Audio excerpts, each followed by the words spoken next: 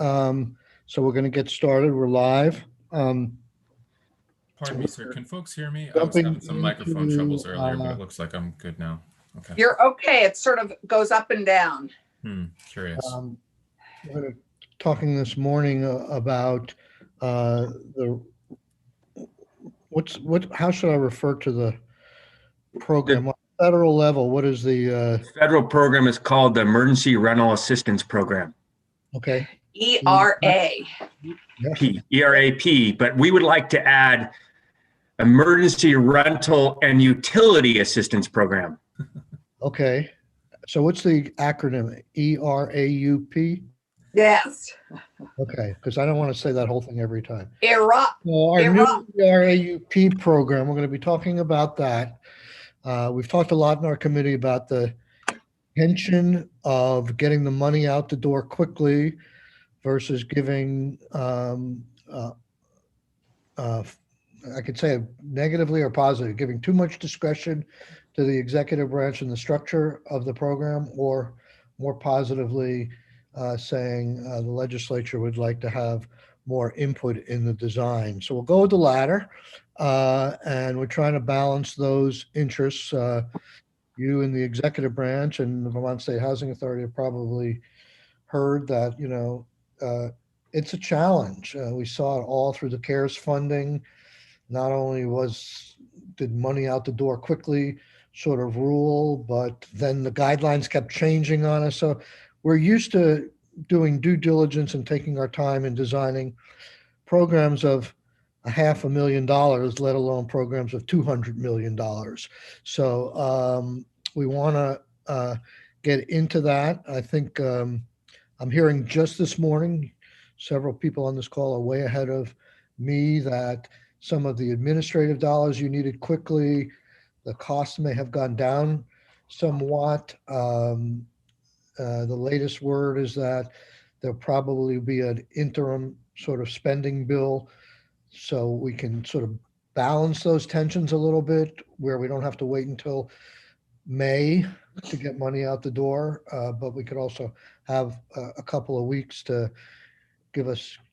have some input legislatively on what the program will look like. So with that introduction, I'm going to start with Josh, because Josh, actually, you're probably the recipient of the monies, and then you subcontract with Richard, and he subcontracts with other people. So follow the dollar. I'm going to start at the top with you. And where are things at? We understand from the pro tem that late last night, the Senate in Washington has gone forward with their 1.9, it must be 1.9 trillion. Trillion, right, 1.9 trillion. So there's more money probably coming for housing. Take 5 minutes, give us the lay of the land, Josh. Sure. Thank you. So for the record, Josh Hanford, Commissioner of Housing and Community Development. And certainly a lot has happened since the last time we talked about this program at the roundtable with the congressional delegation. The one thing that hasn't happened is more flexibility for this program. Treasury guidance, new Treasury guidance has not been issued. We expect something soon, but I think the congressional delegation, made it clear, and we've talked to them and follow up that, they're not interested in changing any of the statute requirements in this program. The new 1.9 trillion may have more flexibility, and that's coming down the road, and we can work on that. But that the general program design is in statute, and it's already laid out on the Federal Treasury website. And a number of other states have already started this program. Money's flowing. Our $200 million has been in the state coffers for 3 to 4 weeks now. And I will give you a heightened sense of despair that, Richard and I have been commiserating how many nights this week we've been up at 1 or 2 in the morning, replaying the stories we're getting and the calls we're getting, knowing this money's there. There is some desperation, and there is, landlords that are being forced to provide credit, and their small businesses are on the line. They not only are not getting rent payments, but they also are responsible for heat, utilities, sewer, water bills. Municipalities are putting liens on their property that they can't pay. And so, the eviction moratorium is still in place. We're still in emergency order. And this $200 million is directly provided to address these needs. So with that setting the stage, a lot's happened. We have been meeting, our team, Richard's team, Vermont Legal Aid, Landlords Association, Public Service Department, Agency of Human Service divisions, and other partners, and have designed a skeleton program design, which is included in the AA1 grant acceptance form that was submitted to Joint Fiscal a couple days ago, signed by the governor, which lays out a plan for spending the full $200 million. That plan includes $110 million for Vermont State Housing Authority for rental assistance and rental arrearages, $16 million for the Public Service Department for utility assistance and arrearages, $30 million to Agency of Human Services for those exiting homelessness and paying for their rental assistance going forward, $18 million for other housing services. This is where we would contract with Legal Aid, Vermont Landlords Association, folks to provide translation services and reach, underrepresented populations and a whole host of other discretion. Frankly, this is where the flexibility pot of money could be expanded as we get more flexibility.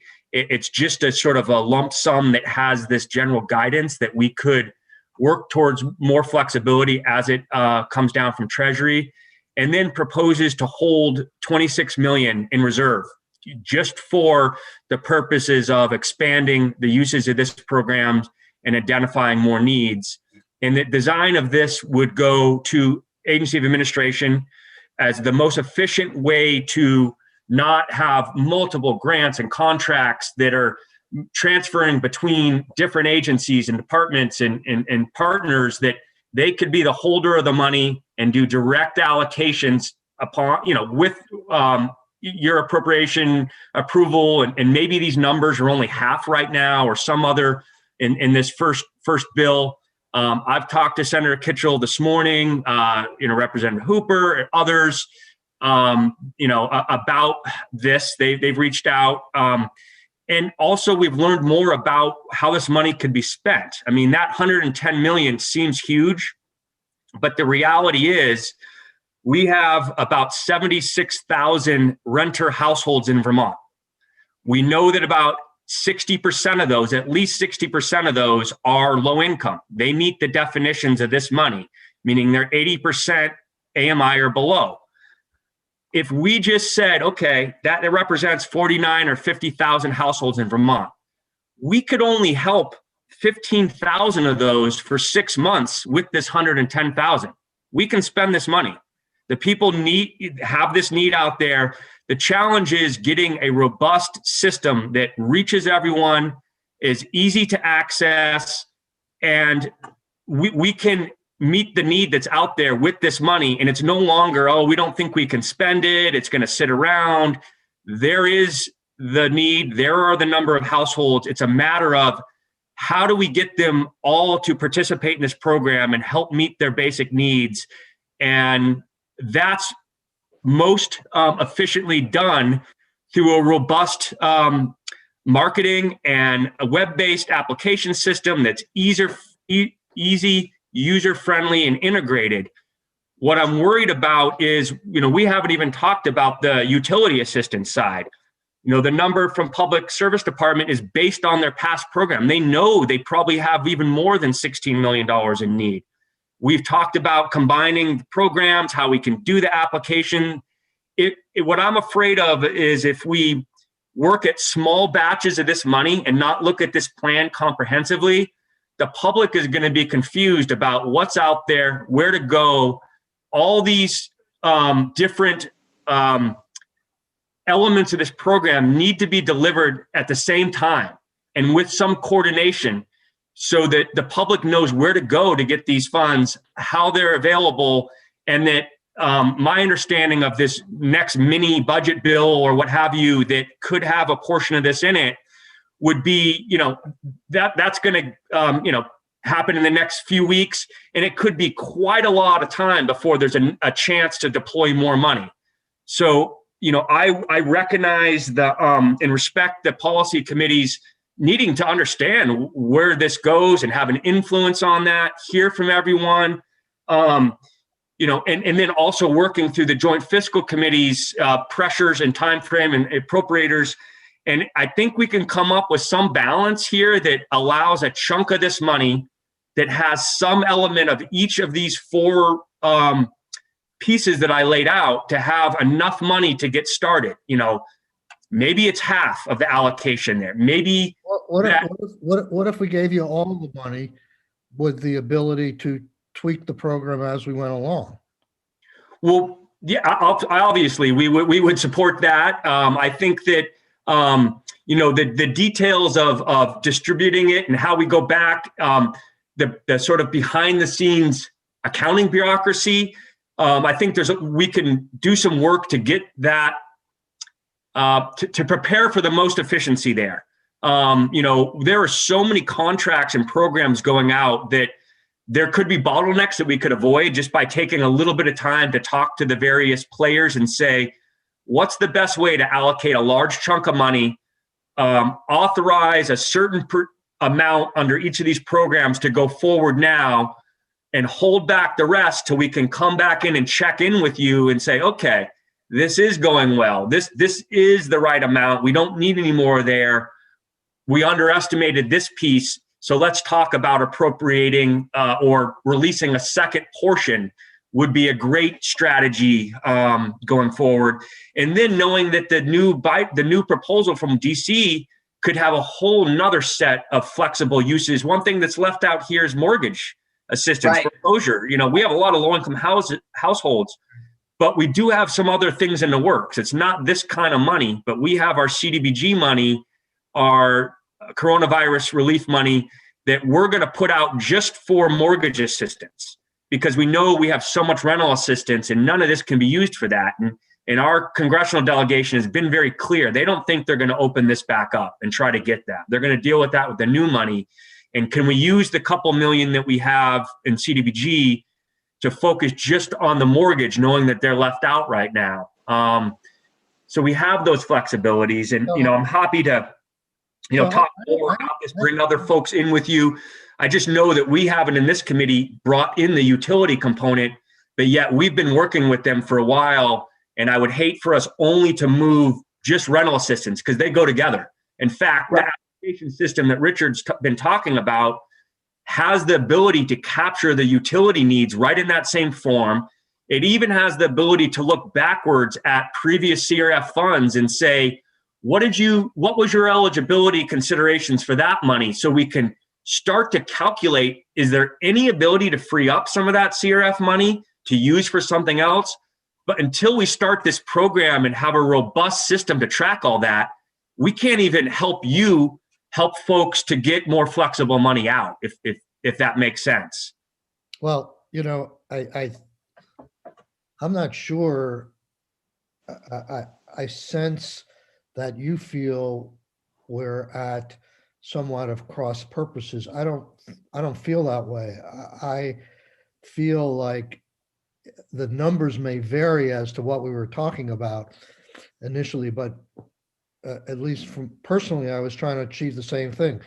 Whether it's $10 million, $25 million, $50 million, let's get this program started and refine it as we go as soon as possible. And we ran into this complication with administrative dollars where you couldn't spend a significant amount of that $10 million we were proposing on administrative stuff. I don't know if that number has changed or where we are, but I think we're on the same page. But I think this committee has heard preciously little about this program other than what's in the federal law. And, I look back and I see $25 million spent on back rent even before 2020 for a program that is, you could say it's a year long with unrestricted access, and now it's restricted access, and we have $110 million. And I'm trying to think creatively,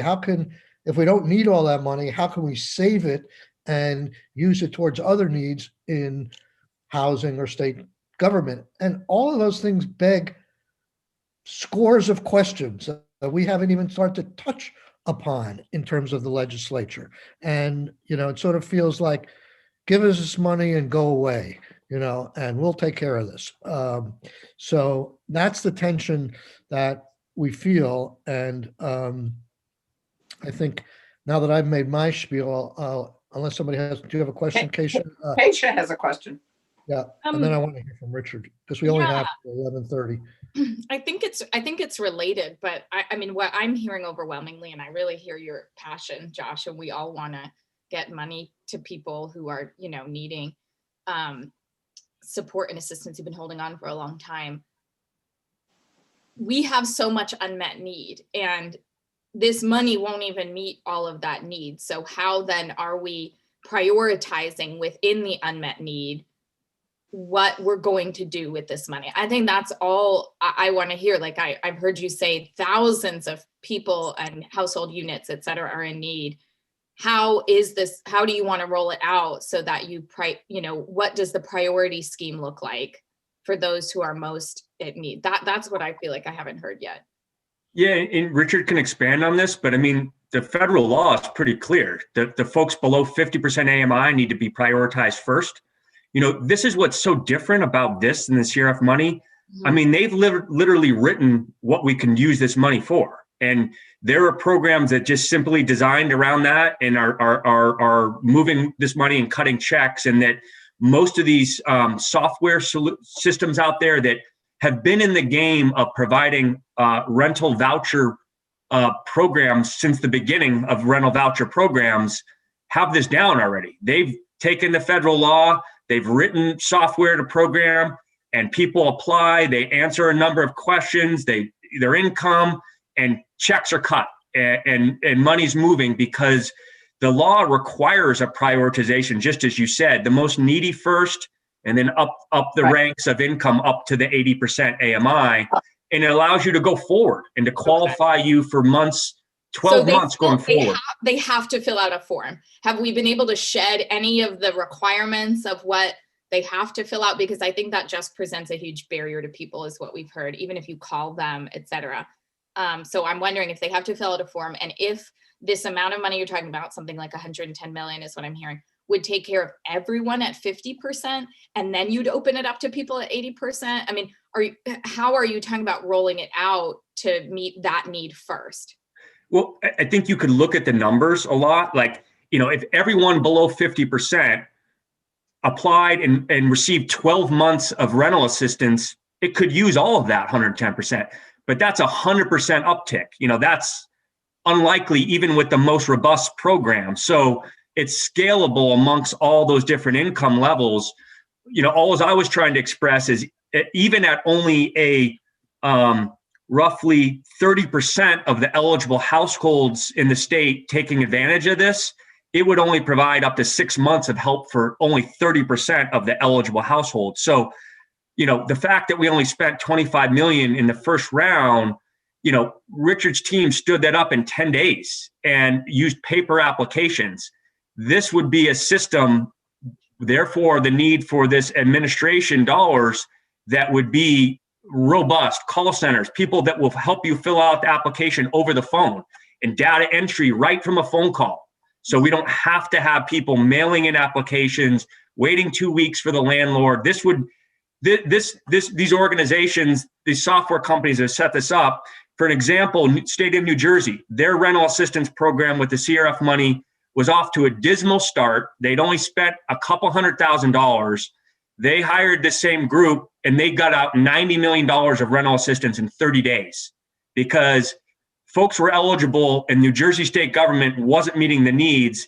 This group came in with 150 employees and got $90 million of rental assistance out in the last month of the CRF eligible date because they brought to bear what you can do with that sort of resources. So I think maybe Right. best to have Sean or Richard kind of go into a little bit of details if So that's what you want to hear. maybe we should transition to Richard then. Yes, Yeah. can I, yeah, so Richard, let's pick it up from there. You know, what do you need to get the program jump started in terms of dollars and timing, et cetera? And is there a jump start that's not where you're not 100% in? I mean, can we get started and tweak the program as we go and get benefits out partially? I mean, at the same time, there's a lot of enthusiasm for a need to go forward. What's happening here is exactly what I'm talking about. Last week, we never heard anything about these programs. All we heard is that there's like $5 million of need for administrative costs. We didn't hear about these new programs, these computer programs. We didn't hear about New Jersey. Every day that goes on, new information comes available. Now we're having a second federal funding. So we need to be nimble. But I think that's how fast it's evolving, Michael. I think, in all fairness. I know. Yeah. So that's the tension again. So Richard, tell us where we are in terms of standing up the program, administrative costs, what you're now thinking. Good morning, Chairman Sirotkin and community members. It's a pleasure to be before you today. My name is Richard Williams, and I'm Executive Director of Vermont State Housing Authority. And as you know, we did administer the 2020 CRF rental stabilization housing program. You folks trusted us and allocated us $25 million to run that program. So my apologies. I got out before this committee before I intended to, but it happened actually on January 14th when Commissioner Hanford and I were requested to make an appearance before the Senate Finance Committee. In that committee, was looking at the $2.8 million, which we need to fund the remaining applications that we took in December. And it expanded into the new program, that discussion. And I was, through interrogation in the program, was asked, what do you need to stand up the program? And at that time, I had requested $50 million of the full amount of monies that Commissioner Hanford has recommended. I believe I immediately wrote you over the weekend and apologized for not being before the Housing Policy Committee making that recommendation. It came out through the process that way. That's the number I've been sticking with, even when I've been asked on the House side of things. I know that wasn't the full amount that Commissioner Hanford had asked for, but I thought it was a reasonable amount to start the program because we did spend $25 million in 6 months. I believe that, that's a, easily obtainable number. I believe we can go further with that, with a robust program, which we did not have. Not saying we didn't do a good job getting it out, but I know what it wasn't the most efficient way to get the money out. And I know it was very difficult to do it with the existing staff that I had. So we have been looking at outside vendors, Mr. Chairman, and have found some, we were looking at the platforms, but that didn't give us the people to get the work done. And a new vendor that approached us, actually, we were on a conference call with Guidehouse the other day with the administration, and they presented a vendor that is working in, as Commissioner Hanford already said, New Jersey. They're also in Miami-Dade County, Florida. They're doing similar work in California. They have a workforce of 1,500 folks that they can tap into that work 24/7. And they have the call centers, the people that they, can talk directly. They can take the applications, online. They can take the applications over the phone. They have access to information that we do not. Like, as you know, some people actually have access to IRS that can verify, for landlords or whatever, an EIN number or such, and they have access to, GIS platforms to identify where that property is and location, so through that process, you can reduce the potential for any fraud applications.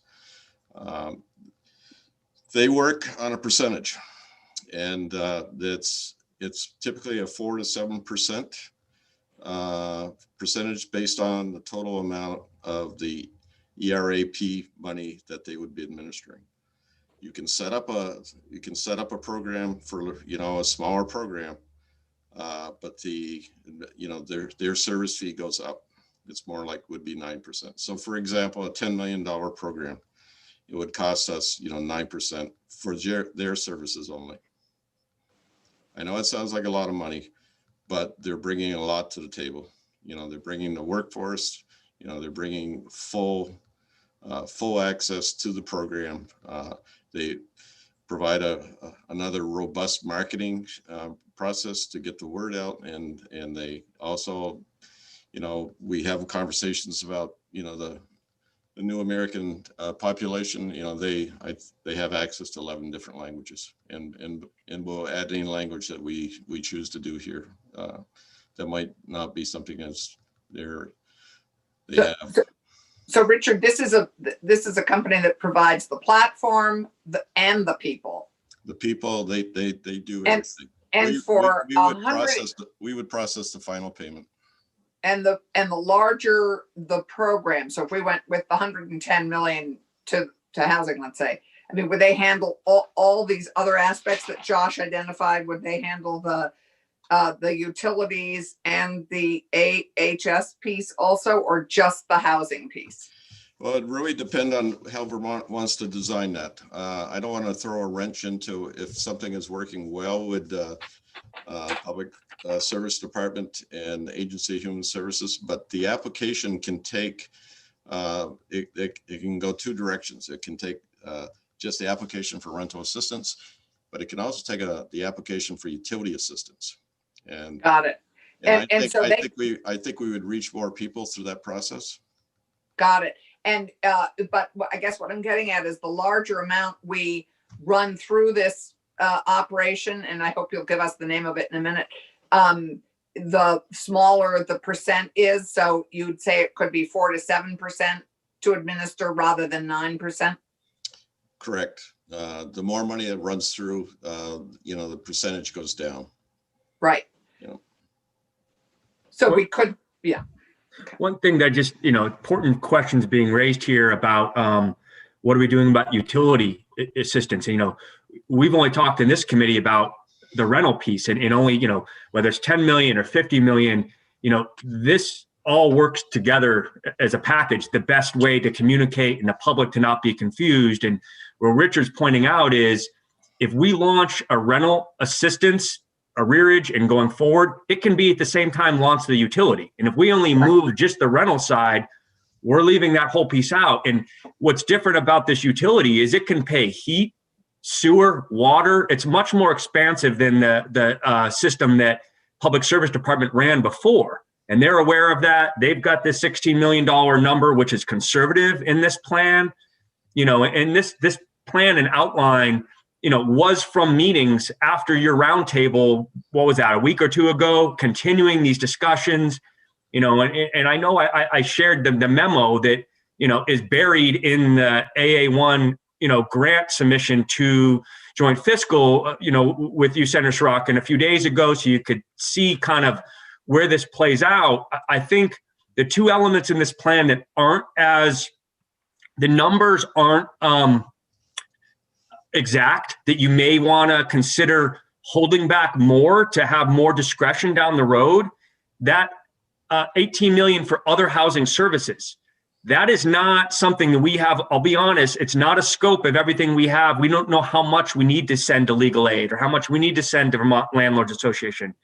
We just know there's this other housing services that allows 10% after we deduct out the admin and other pieces that we can use for these more flexible areas, which is where the increased flexibility from Treasury guidance we're all seeking and waiting for is going to live.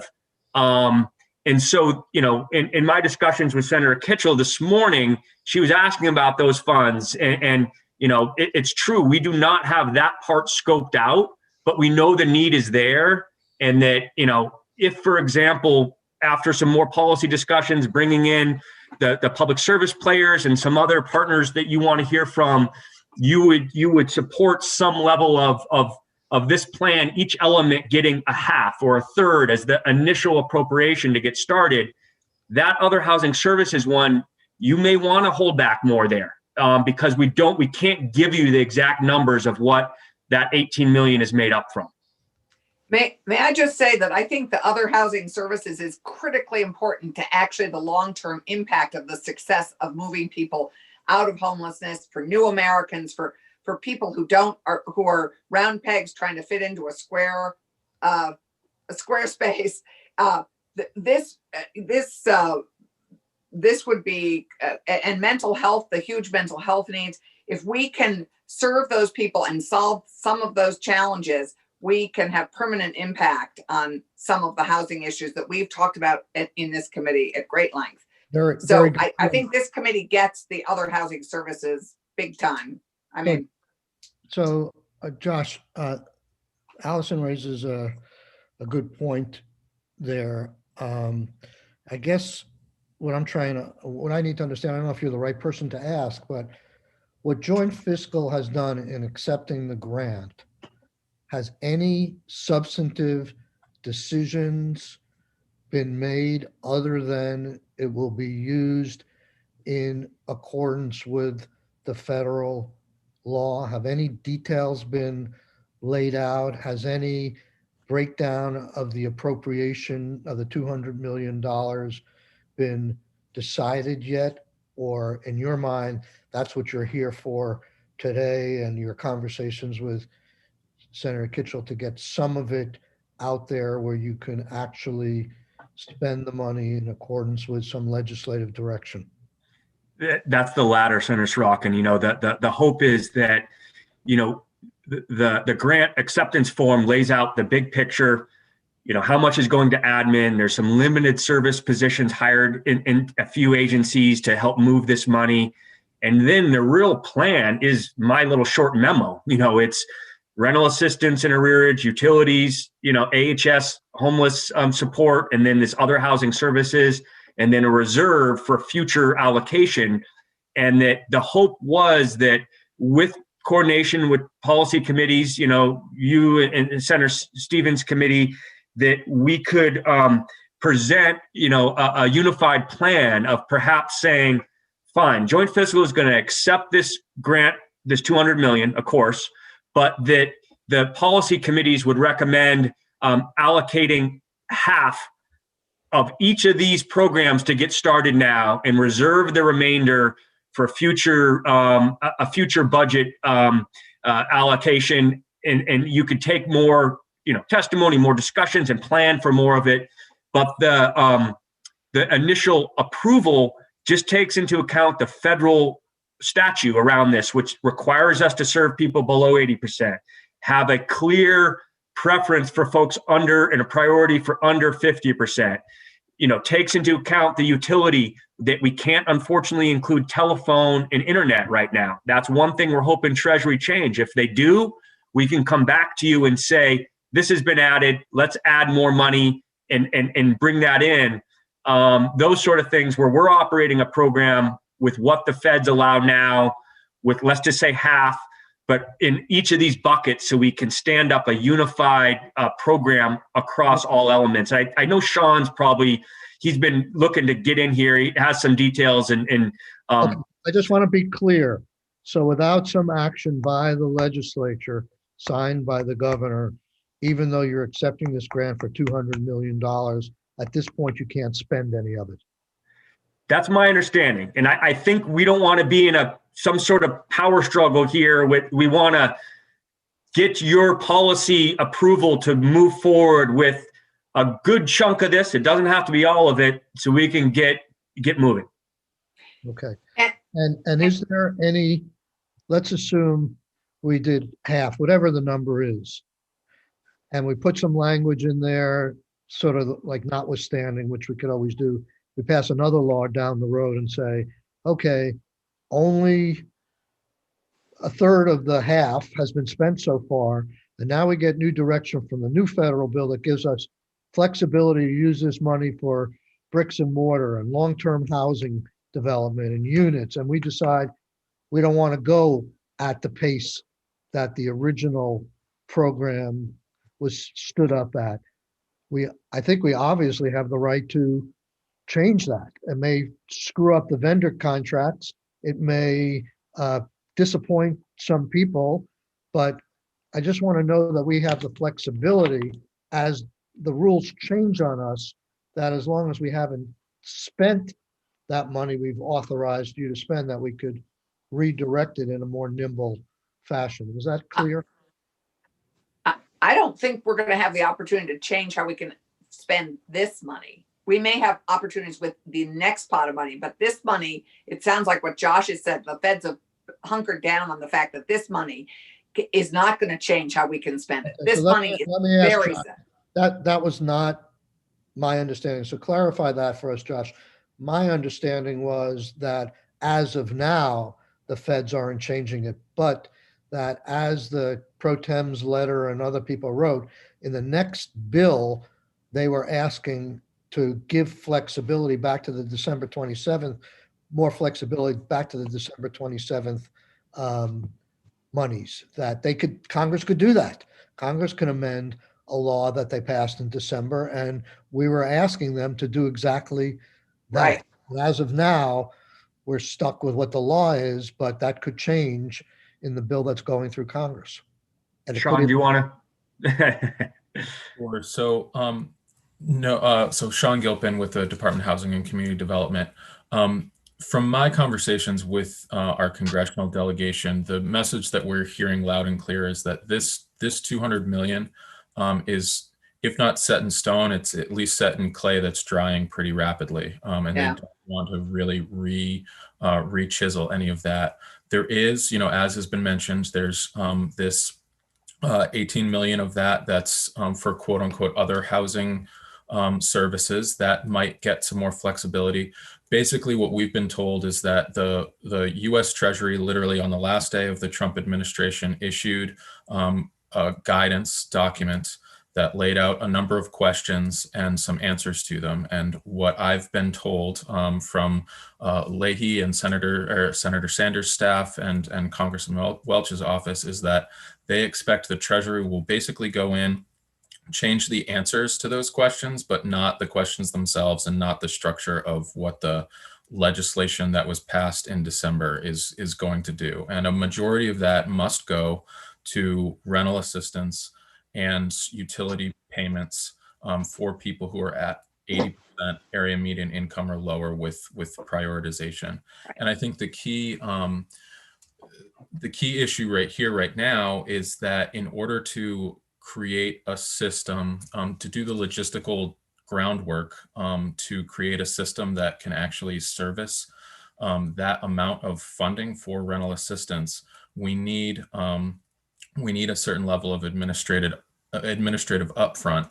And I think one thing that I'd like to underscore is that if we're allowed to actually build out a system that could be more accessible, better, have better staffing than what was run for the $25 million program. If we're able to build that out with some of these consultants that I was actually involved with, peppering them with questions the other day as well, they actually, to speak to a conversation that you all were having earlier this morning, the reporting ability of that sort of system is going to be dramatically increased over what we've been able to do. So, I mean, no knock on Richard's team.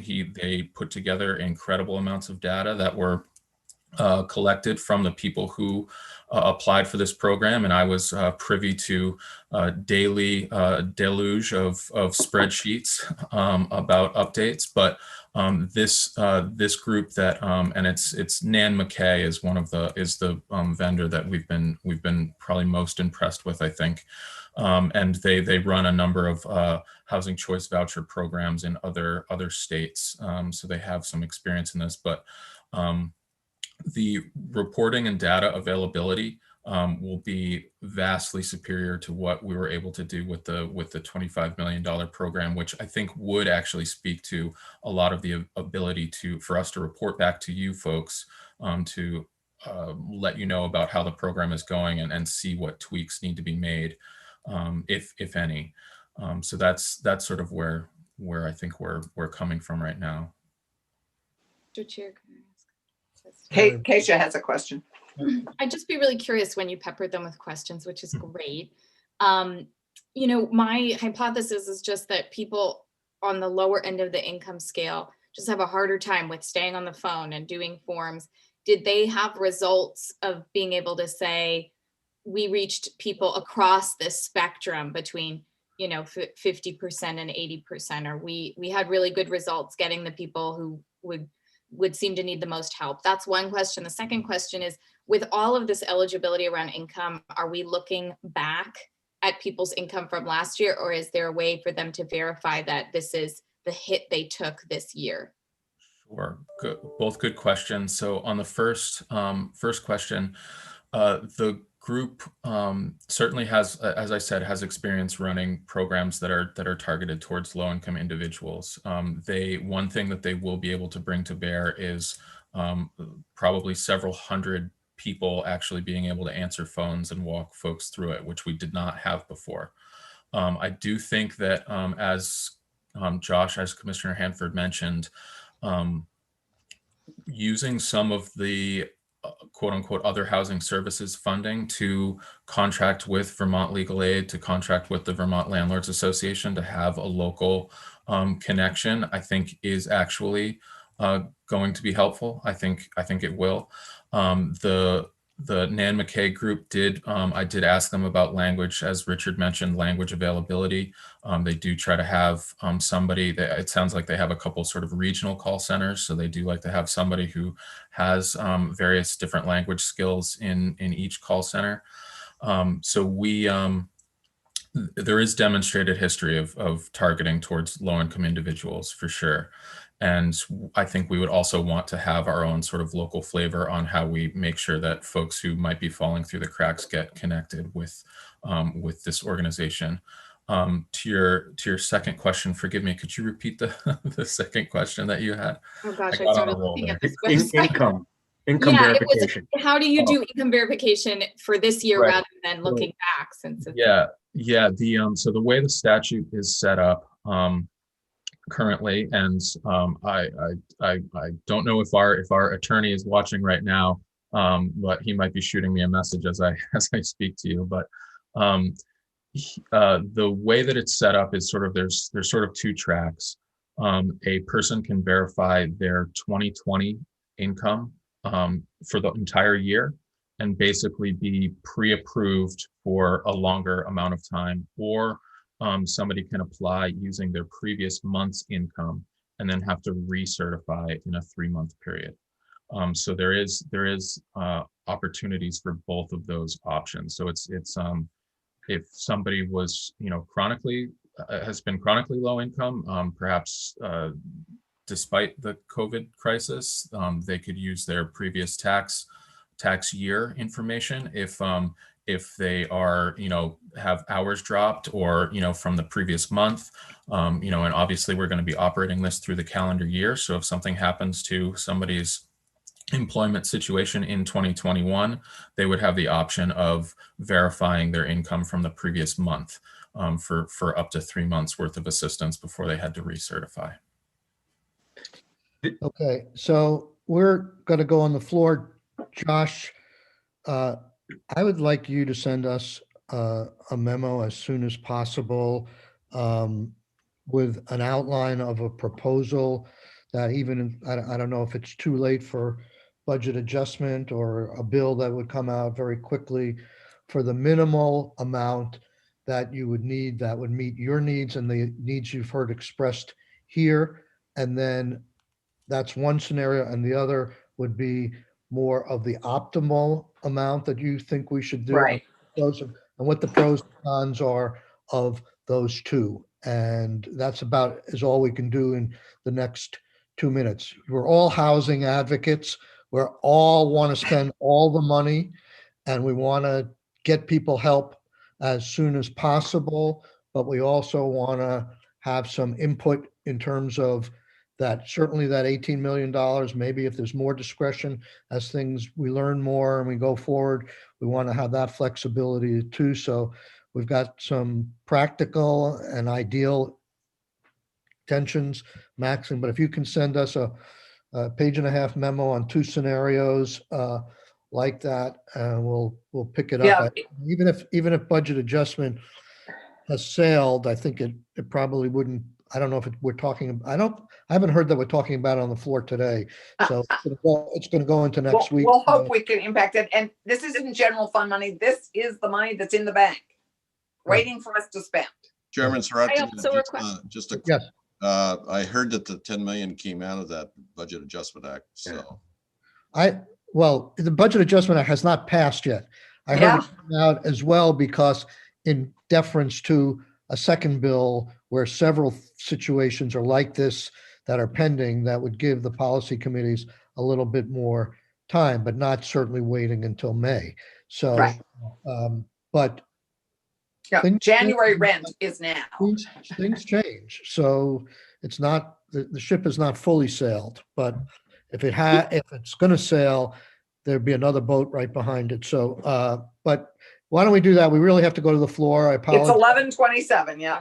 Can Okay. you give us, if you're going to go with Nan McKay, the website's just pretty general. If you could get a 1-pager on what other states they're working with and how they do We this. could probably get the PowerPoint that they provided. And, I'm sure we'll have to go through some contract and procurement. So we shouldn't be saying we're going to go with them.